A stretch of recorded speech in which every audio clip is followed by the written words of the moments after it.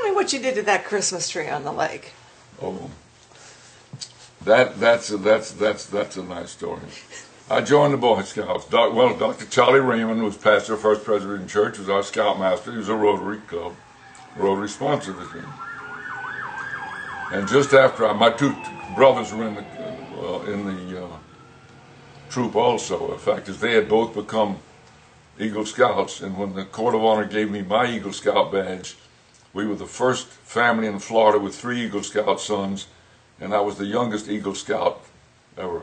But anyhow, soon after I joined, which would have been 1929, Dr. Raymond, the scout hut was where Lakeland apartments are now. It was a big wooded area, beautiful woods and all. He says, wouldn't it be nice if we were to put a Christmas tree on a raft and put it out in the middle of Lake Morton so people coming around the lake? Great idea, wonderful, let's do it. So we built a raft. We cut down about a 30-foot short-leaf pine tree, mounted on the raft. Now, what kind of decorations can you put on it? So we got big croaker sacks or flour sacks, stuffed it full of moss, hung it on there. Started to swim it out. It capsized. We got it back up, dried it out, put some ballast cans on it and all, and swam it out in the middle of the lake. Got an old Model T Ford chassis to anchor it by, and came back. That's the prettiest thing you've ever seen, out in the middle of the lake, and the sun shining on it, and a reflection in the water. It had never been done before that I know of, and cars had come around the lake and stopped to look at it. It was a beautiful thing. But after about 2 years, Dr. Raymond said, you know, you can't see it at night. We need to put lights on it. So all the scouts went home, got light bulbs from home, every size, wattage, thickness. You can imagine. In those days, you didn't have colored light bulbs. They were all clear. But we dipped them in paint, different colors paint. Hung them on the tree. It must have been at least 100 bulbs. Hung some moss on there to make decorations, stuffed moss in flour sacks and hung it on there. Beautiful thing.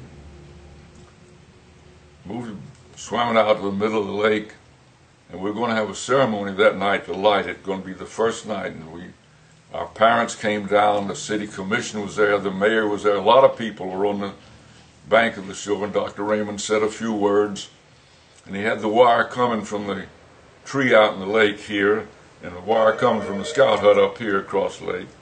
Had him in his hand, and he said a few words and all, and then he put the two together to light the tree, and the tree lit up like that. It was just unbelievable.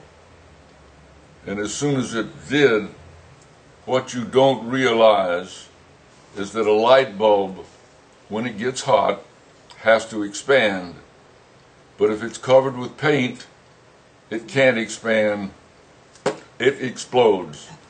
And those bulbs started pow, pow, pow, pow, 100 bulbs just blowing up.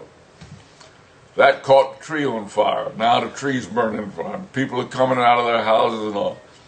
Then it short-circuited the transformer for South Lakeland, and all South Lakeland went dark.